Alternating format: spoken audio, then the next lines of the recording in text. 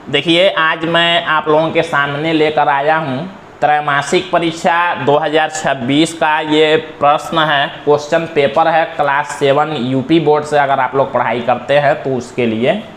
तो इसमें सारे इम्पोर्टेंट क्वेश्चन दिए गए हैं। ये पेपर ये एग्ज़ाम हो चुका है, कुछ जगह पर अगर एग्ज़ाम बाकी होंगे तो आप लोग ध्यान से इसको समझेंगे। अगर आप लोगों का एग्ज़ाम हो गया होगा तब भी आप लोग समझेंगे, ये क्वेश्चन काफ़ी ज़्यादा महत्वपूर्ण हैं। और आप लोग अगर इसकी तैयारी करते हैं तो आप लोग जब अपना अर्धवार्षिक परीक्षा देंगे तो उसके लिए भी ये आपके लिए उपयोगी होगा। तो अगर आप लोग यूपी बोर्ड से पढ़ाई करते हैं, क्लास 7 में है 2026 में, तो ये क्वेश्चन पेपर आप लोग सॉल्व करके देखेंगे। मैं इसको सॉल्व करके आप लोगों को बारी बारी से बताऊंगा। तो यहाँ देखिए क्वेश्चन में सबसे पहले दिया गया है सभी प्रश्न अनिवार्य हैं। प्रश्न क्रमांक के सामने दिए गए अंक प्रश्न के पूर्णांक को दर्शाते हैं। प्रश्नों को ध्यानपूर्वक पढ़कर हल कीजिए। कैलकुलेटर का प्रयोग वर्जित है। कहा गया है कि सभी प्रश्नों के सामने कितने अंक के हैं दिया गया है। तो हम लोग देखते हैं सबसे पहले इसको हमने पहला वाला क्वेश्चन में कुल 5 विकल्पी क्वेश्चन दिए गए हैं। तो पहले हम लोग इसको सॉल्व करते हैं, बारी बारी से सबको सॉल्व करके देखेंगे। सबसे पहला नंबर में देखिए दिया गया है निम्नलिखित में से कौन सा भिन्नों का आरोही क्रम है। इसमें से 4 दिए गए हैं ऑप्शन, तो इसमें से बताना है कि कौन सा आरोही क्रम होगा। तो हमने आप लोगों को आरोही क्रम के लिए बताया था, या अवरोही क्रम लिखना हो तो बताया था हमने कि आपको करना ये है कि नीचे वाले संख्याओं का एलसीएम ले लेना है। देखिए सभी में 3, 4, 5 ही दिए गए हैं ऑप्शन में। तो हम लोग अगर एलसीएम लेते हैं 3, 4 और 5 का तो हो जाएगा 60। यहाँ एलसीएम हमारा 60 हुआ। अब देखिए जब एलसीएम हमारा 60 हुआ तो यहाँ से हम लोग एक ही वाला ऑप्शन लेके चेक करते हैं। 4 से अगर हम लोग 60 में भाग करते हैं तो आएगा हमारा 15। 15 का 3 में गुणा करते हैं तो होगा 45। इतना आप लोग कर लेंगे। फिर देखिए 5 से अगर भाग करते हैं 60 में तो 12 होगा। 12 का अगर 2 में गुणा करेंगे तो होगा 24। और देखिए 3 से भाग करते हैं 60 में तो 20 होगा। 20 का 4 में अगर गुणा करेंगे तो होगा 80। अब यहाँ ऊपर आप लोग देख सकते हैं कि कौन सी संख्या बड़ी है और कौन सी छोटी। आरोही क्रम होता है बढ़ते क्रम में। बढ़ते क्रम का मतलब पहले सबसे छोटा लिखते हैं, फिर उससे बड़ा, फिर उससे बड़ा। तो देखिए जो संख्याएं दी गई थी, यहाँ 3/4 है, यहाँ 2/5 है और यहाँ 4/3 है। ये संख्याएं दी गई हैं। तो हम सबसे पहले अगर इसको आरोही क्रम में हमको लिखना होगा तो पहले लिखेंगे 24, फिर लिखेंगे 45 और फिर लिखेंगे 80 और बटा में 60 आया है, ऐसे यही लिखेंगे। अब देखिए जो 24 है 2/5 से आया है तो 24 के सामने हम लोग 2/5 पहले लिख देंगे। फिर 45 किससे आया, 3/4 से आया, 3/4 लिख देंगे। 80 किस वाले से आया, 4/3 से आया। यानी कि हमारा अब ये आरोही क्रम हो गया। ऑप्शन देखते हैं हम लोग 2/5, 3/4, 4/3। यहाँ पर देख सकते हैं ख वाले में दिया गया है तो ख वाले पर टिक कर देंगे। बस ऐसे आप लोगों को रफ पर चेक करना है। विकल्पी क्वेश्चन है तो केवल आप लोग विकल्प वाला डाल के नंबर और उसको ऐसे टिक कर लेंगे। पूरा क्वेश्चन रफ पर सॉल्व करके और देख लेंगे। अब देखते हैं हम लोग, देखिए ये सेकेंड क्वेश्चन दिया गया है, घातांक का क्वेश्चन है। दिया गया है 5 का पावर 3 और गुणा में 5 का पावर 4 ऐसे दिया गया है और ऑप्शन दिए गए हैं 4। इसमें बताना तो हमने जो रूल आप लोगों को बताया था घातांक का, जब गुणा हुआ हो आधार बराबर हो तो एक ही आधार लिख के ऊपर वालों को जोड़ देते हैं, मतलब घातांकों को जोड़ देते हैं। तो 5 का पावर 7 हो रहा है, क वाला ऑप्शन हमारा सही हो जाएगा। फिर देखिए दिया गया संख्याओं 8, 12, 16, 20, 24 का माध्य क्या है। माध्य निकालने के लिए भी हमने बताया हुआ है। अगर आप लोगों ने पूरा कोर्स नहीं देखा है तो आप लोग प्लेलिस्ट में जाके देख सकते हैं। 8, 12, 16, 20, 24 का माध्य। तो हमको क्या करना है, माध्य देखिए निकालने के लिए हम लोग क्या करते हैं, सभी संख्याओं को जोड़ देते हैं। 8 + 12 + 16 + 20 और + 24, इनको जोड़ के और उसमें भाग दे देंगे। कितनी संख्याएं हैं, 1 2 3 4 5 संख्याएं हैं, 5 से भाग दे देंगे, जो आएगा वही हमारा आंसर होगा। हो जाएगा 80, 80 में 5 से भाग कर देंगे, भाग करेंगे तो हो जाएगा, भाग करेंगे तो होगा 16, और ऑप्शन आप लोग देख सकते हैं ख वाला 16 दिया गया, तो इसको टिक कर लेंगे। फिर देखिए दिया गया 3.6 गुणा 10 पर 5 को सामान्य रूप में लिखने पर क्या होगा। इसको सामान्य रूप में कैसे लिखेंगे, हमने आप लोगों को मानक रूप बताया है, या वैज्ञानिक संकेतन भी इसको कहते हैं। 10 पर 5 दिया गया है, तो यानी कि आपको सामान्य में लिखने के लिए क्या करेंगे, 5 है तो एक अंक पर दशमलव है, तो यानी कि 4 जीरो और बढ़ा देंगे। 36 लिख के 4 जीरो और बढ़ा देंगे, तो ये हमारा हो गया सामान्य रूप में। यानी कि 36 लिखने के बाद 4 जीरो यहाँ देख सकते हैं दिया गया है, तो यही हमारा करेक्ट हो जाएगा। ये सारा कुछ हमने आप लोगों को बता दिया हुआ है, एक एक चीज़ कैसे आप लोग सॉल्व करेंगे, तो आप लोग प्ले लिस्ट में उसको देख लेंगे। अब देखिए 5वां क्वेश्चन इसमें है, एक रेखाखंड को 2 बराबर भागों में बांटने से बनने वाला प्रत्येक भाग मूल रेखाखंड का कितना भाग होगा।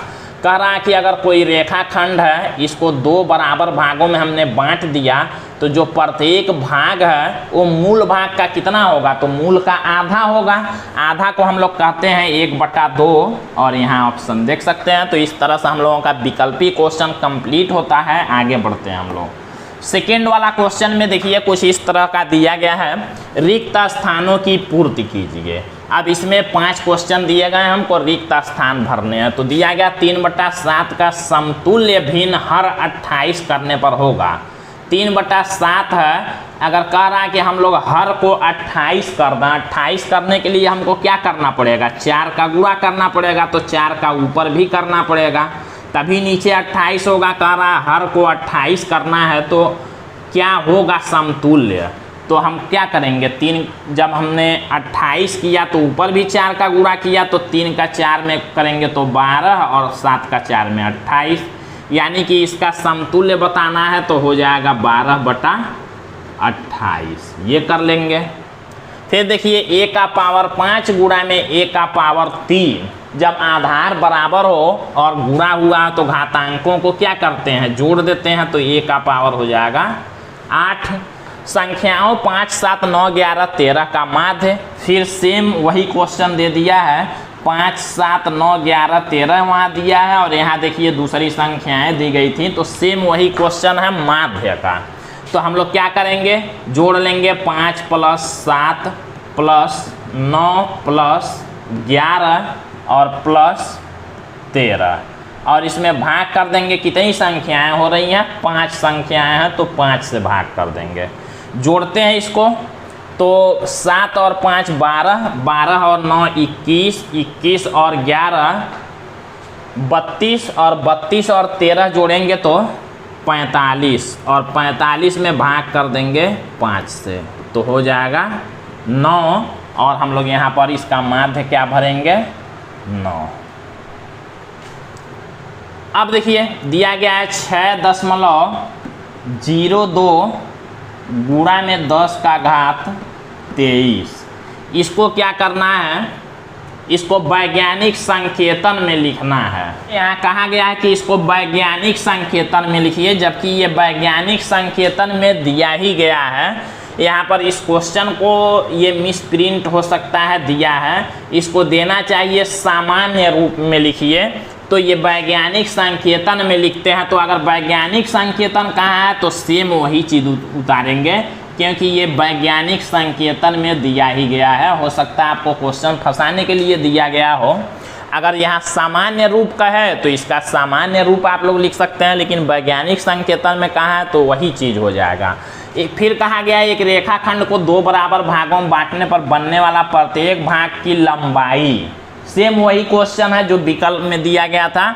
अगर एक रेखा को 2 बराबर भागों में बांटते हैं तो प्रत्येक भाग की लंबाई कितनी होगी, 1/2 होगी, मतलब आधी होगी। आगे बढ़ते हैं हम लोग और क्वेश्चन नंबर 3 देखते हैं। सत्य असत्य दिया है और नंबर भी दिए गए हैं कि किस पर कितना नंबर है। तो ये जो 5 क्वेश्चन दिए गए हैं, पाँचों एक एक नंबर के हैं। -2/3 और 4/-6 समतुल्य भिन्न है, सत्य होगा कि असत्य। देखिए समतुल्य निकालने के लिए क्या करते हैं, 2 से ऊपर नीचे, 3 से ऊपर नीचे, 4 से ऊपर नीचे ऐसे गुणा करते हैं, माइनस से भी कर सकते हैं, तो पता चलता है समतुल्य। तो देखिए इसका समतुल्य बताना है, ये दोनों समतुल्य हैं कि नहीं। तो -2 में किससे गुणा करेंगे, +4 करने के लिए। तो आप लोग जानते हैं इसमें अगर हम लोग -2 से गुणा कर दें, इसमें इस -2 में -2 से गुणा करें तो +4 होगा। तो -2 से अगर ऊपर करेंगे तो -2 से नीचे भी करना पड़ेगा। तो हम लोग देखते हैं क्या होता है, ये +4 हो जाएगा और ये -6 हो जाएगा। तो 4/-6 हमारा मिल गया इससे, यानी कि दोनों समतुल्य भिन्न हैं, तो सत्य है। आगे देखिए -2 का पावर 3 बराबर -8, -2 का पावर 3 मतलब उसको 3 बार गुणा करना है तो -8 होगा, ये भी सत्य है। आगे देखिए माध्य ज्ञात करने के लिए सभी परीक्षणों का योग परीक्षणों की संख्या से विभाजित किया जाता है, ये भी सही हमने अभी बताया। माध्य कैसे निकालते हैं, सबका योग और उसकी परीक्षण उसी को कहा कितनी संख्या है उससे भाग करते हैं, तो वही दिया गया है, मतलब ये भी सत्य है। आगे दिया गया है 7.58 गुणा में 10⁴ का सामान्य रूप 7580 होता है। तो देखिए 7.58 गुणा में 10⁴ इसको हम लोग सामान्य रूप में जब लिखेंगे तो 758 दशमलव ये हटा के लिखेंगे और कितने पर लिखेंगे, यहाँ पर लगा देंगे 2 जीरो।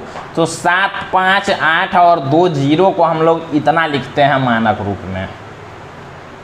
तो यहाँ देखिए एक ही जीरो दिया गया है, मतलब ये असत्य है। त्रिभुज के तीनों कोणों का योग 180 अंश होता है, तो ये भी सत्य है। आप लोग जानते हैं त्रिभुज के तीनों अंतः कोणों का योगफल 180 अंश होता है, ये त्रिभुज होता है और त्रिभुज में ये तीनों कोणों को जोड़ने पर 180 होता है, ये चीज़ आप लोग जानते हैं। तो ये सत्य हो गया। अब हम लोग आगे बढ़ते हैं क्वेश्चन नंबर 4 पर। क्वेश्चन नंबर 4 में देखिए 4 सवाल दिए गए हैं और इसमें 3 कहा है, किन्हीं 3 प्रश्नों के उत्तर दीजिए। मतलब इसमें से कोई 3 आप लोग हल कर सकते हैं और अंक दिए गए हैं, 3 क्वेश्चन करने हैं, सब 5-5 नंबर के हो जाएंगे, यानी कि 15 नंबर का क्वेश्चन है। कहा है भिन्नो 2/3 -5/6 7/12 -1/4 को आरोही क्रम में लिखिए। तो आरोही क्रम में लिखना हमने आप लोगों को बताया है कि क्या करेंगे, नीचे वाले संख्याओं का एलसीएम लेंगे, फिर जितना एलसीएम आएगा उसमें नीचे वाले से भाग करेंगे, जो भाग करने पर आएगा ऊपर वाले का गुणा करेंगे और देखते जाएंगे। ऐसे अभी हमने आप लोगों को विकल्प में बताया, तो सेम उसी तरह से करना है। तो इसको आप लोगों के लिए छोड़ रहे हैं, आप लोग कमेंट में बताएंगे आरोही क्रम क्या होगा, और बाकी इन 3 सवालों को हल करके बताते हैं। निम्नलिखित को मानक रूप में देखिए लिखने के लिए कहा गया है कि मानक रूप में लिखिए। अब यहाँ पर देखिए मानक रूप लिखने का मतलब है कि इसको छोटे रूप में करना है, इसको काट के छोटा कर देना है। 56 में -72 दिया गया है, आप लोग एक ही संख्या से भाग करेंगे कि दोनों कट जाए। 8 से अगर हम लोग भाग करते हैं 8 से, तो 8 7 56 7 बार में, यहाँ माइनस है 8 9 72, अब नहीं कटेगा तो यही इसका मानक रूप हो गया 7/-9। बी वाला -15/20 दिया है, देखिए -15/20 दिया है, इसका मानक रूप लिखना है। तो हम लोग 5 से भाग करते हैं तो 3 बार में ये हो जाएगा और 5 से ये 4 बार में, और यहाँ माइनस लगा देंगे, ये हमारा हो गया मानक रूप। तो इस तरह से आप लोग करेंगे। अगर अभी कटने वाला और होता तो और काटते, जब तक कट के ख़त्म ना हो, मतलब जब तक कटने वाला रहेगा तब तक काटेंगे। इस तरह से आप लोग इसको सॉल्व कर लेंगे। सरल कीजिए दिया गया है। तो ये वाला क्वेश्चन हम लोग पहले देखते हैं। 5 का पावर 3 है, फिर गुणा में 5 का पावर 4 है, और फिर भाग में 5 का पावर 2 दिया गया है। अब क्या करेंगे, इसको हल करना है। आप लोग जानते हैं, हमने बताया था गुणा में घातांकों को जोड़ते हैं, आधार बराबर होगा तो, और भाग में घटाते हैं। एक ही आधार लिखेंगे, देखिए गुणा में है तो आधार एक ही समान है, तो हम लोग घातांकों को जोड़ देंगे और भाग वाला यहाँ है तो इसको घटा देंगे। तो 5 का पावर हो जाएगा 4 और 3 7, 7 में से 2 घटाएंगे तो 5। या तो आप लोग ये आंसर लिख सकते हैं, नहीं तो क्या करेंगे 5 पर 5 लिखा हुआ है, मतलब 5 को 5 बार ऐसे लिख के और गुणा कर देंगे, जो आएगा उसको आंसर लिख देंगे। दोनों आंसर सही है। अब देखिए क्वेश्चन नंबर बी है। क्वेश्चन नंबर बी में दिया गया है -3 का पावर 4। क्वेश्चन बी वाला दिया गया है -3 का पावर 4, फिर गुणा में -3 का पावर 2 और फिर भाग में -3 का पावर 3। सभी ब्रैकेट लगे हुए हैं, हमने यहाँ ब्रैकेट नहीं लगाया, आप लोग लगा लेंगे। तो -3 का पावर देखिए सब -3 ही है, आधार बराबर है तो घातांकों को जोड़ देंगे क्योंकि गुणा हुआ है और भाग है तो घटा देंगे। तो हो जाएगा -3 का पावर 4 और 2 6, 6 में से 3 घटाएंगे तो 3। यही हमारा आंसर हो जाएगा। तो इस तरह से आप लोग सॉल्व करेंगे क्वेश्चन को। अब दिया गया देखिए संख्याओं का माध्य ज्ञात कीजिए। अभी अब देखिए अब हम लोग ये 4 नंबर वाला क्वेश्चन को देखते हैं। माध्य निकालना है तो हमने बताया था आप लोगों को, लिखेंगे माध्य बराबर सभी संख्याओं को जोड़ देंगे, यानी कि 25 + 30 + 35 + 40 + 45 और प्लस में 50, सभी को जोड़ के और भाग किससे देंगे, कितनी संख्याएं हैं देखिए गिनेंगे इसको। 6 संख्याएं हैं, मतलब 6 से भाग देंगे, जो हमारा आएगा वही माध्य होगा। जोड़ेंगे अगर तो देखिए 0 5 5 10 5 15 के लिए 5 हासिल 1 और 5 6 4 10 4 14 3 17 3 20 2 22 225 और बटा में 6 हो गया। भाग करते हैं इसमें,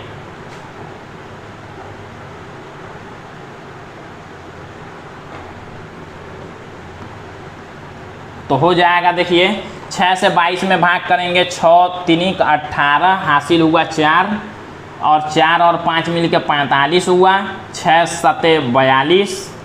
अब 3 बचा तो दशमलव लगाएंगे तो 0 बढ़ेगा, 6 5 30, यानी कि 37.5 हमारा जो आया यही आंसर हो जाएगा। अब आगे बढ़ते हैं हम लोग लास्ट वाला क्वेश्चन। देखिए दिया गया क्वेश्चन नंबर 5। इसमें दिया गया किन्हीं 2 प्रश्नों को हल कीजिए और देखिए एक एक प्रश्न 5-5 नंबर के हैं। 3 प्रश्न दिए गए हैं, 2 को हल करना है, तो इसको हम लोग देखते हैं। सबसे पहले पहला क्वेश्चन लेते हैं। दिया गया है 2.7 गुणा में 10 की घात 6 को वैज्ञानिक संकेतन में लिखिए तथा 4.56 गुणा 10 पर 8 को सामान्य रूप में। इसको वैज्ञानिक संकेतन में लिखना है, तो कैसे लिखेंगे, लिखेंगे वैज्ञानिक संकेतन बराबर, वैज्ञानिक संकेतन में इसको अगर लिखना हो तो ये देखिए वैज्ञानिक संकेतन इसी को कहते हैं। संख्याओं को दशमलव और 10 के घात के गुणा में लिखने को वैज्ञानिक संकेतन कहते हैं। तो इसका वैज्ञानिक संकेतन सेम यही आंसर हो जाएगा। और इसको कहा है सामान्य रूप में लिखने के लिए, तो देखिए 4.56 गुणा में 10 की घात 8 है, इसको सामान्य रूप में लिखेंगे, सामान्य रूप में तो हो जाएगा देखिए दशमलव हटा देंगे, 4 5 6 लिखेंगे और 8 है तो 2 अंकों पर यहाँ दशमलव है तो 2 इसको लेते हैं और बचा इसमें कितना, 8 में से 2 घटा देंगे, 6 0 लगा लेते हैं। तो ये हमारा सामान्य रूप में हो गया। तो इस तरह से ये क्वेश्चन आपका 5वां का कंप्लीट हो गया। पहला और दूसरा मतलब उसमें 2 क्वेश्चन दिए गए थे। अब देखिए दूसरा, एक रेखाखंड AB बराबर 8 सेमी है, इसे 2 बराबर भागों में बांटने के लिए रचना कीजिए। अब एक रेखाखंड दिया गया है 8 सेमी का, तो इसको कैसे आप लोग करेंगे इसको देखते हैं। एक रेखाखंड खींच लेंगे, कितने सेंटीमीटर का कहा है, 8 सेंटीमीटर का, तो इधर A लिखेंगे इधर B लिखेंगे। ये 8 सेंटीमीटर का नाप के आप लोग खींच लेंगे। इसके बाद देखिए क्या करेंगे, प्रकार आप लोग लेंगे अपना, उसमें पेंसिल लगाएंगे और इस ए वाले बिंदु पर रख के ऐसे करेंगे कि आधा से अधिक दूरी हो जाए। इसको ऐसा अंदाज से फैलाएंगे कि आधा से ज़्यादा हो जाए और ऐसे ऊपर और नीचे चाप लगा देंगे और उसी वाले दूरी से अब बी पर रख के फिर इस चाप को काट देंगे और जो कटेगा उसके बीच से ऐसे मिलाते हुए लाइन सीधा खींच देंगे तो ये रेखाखंड दो बराबर भागों में बट जाएगा और ये पूरा रचना भी आपको लिखना है जैसे बनाएंगे। तो इस तरह से आप लोगों का ये दो बराबर भागों में बट जाएगा। रचना कैसे लिखेंगे? लिखेंगे सर्वप्रथम ए बी बराबर 8 सेंटीमीटर का एक रेखा खींचा, उसके बाद ए को केंद्र मानकर प्रकार में आधा से अधिक दूरी लेकर ऊपर और नीचे चाप लगाया, फिर उसी दूरी से बी को केंद्र मानकर दूसरा चाप लगाया जो पहले चापों को पी और क्यू पर काटते हैं, पी और क्यू को मिलाते हुए एक रेखा खींचा और यही रेखा ए बी को यम बिंदु पर काटता है और दो बराबर भागों में विभाजित करता है। इस तरह से रचना लिखेंगे। फिर तीसरा क्वेश्चन में देखिए कहा गया है एक कोण की रचना कीजिए जिसकी माप 60 अंश हो। एक कोण बनाना है तो इसके लिए एक पहले आप लोग रेखाखंड कोई खींच लेंगे। इसकी लंबाई कुछ भी हो सकती है, नहीं दिया गया है तो, और कहा है 60 अंश का कोण बनाना है तो आप लोग प्रकार में कोई भी दूरी लेके और इस ए वाले बिंदु पर यहाँ रख के और ऐसे एक चाप लगा देंगे और फिर जहाँ ये चाप कट रहा है इस पर रख के उसी दूरी से दूसरा चाप काटेंगे तो जहाँ कट रहा है इसी से मिलाते हुए ऐसे खींच देंगे, यही 60 अंश का कोण हो जाएगा। तो इस तरह से आप लोग ये पेपर आसानी से सॉल्व करना सीख चुके हैं। उम्मीद है आप लोगों को वीडियो पसंद आई होगी। वीडियो को लाइक कीजिएगा, चैनल पर पहली बार आए हैं चैनल को सब्सक्राइब कर लीजिएगा। फिर मिलते हैं हम लोग अगले वीडियो में। तो आज के लिए बस इतना ही, धन्यवाद।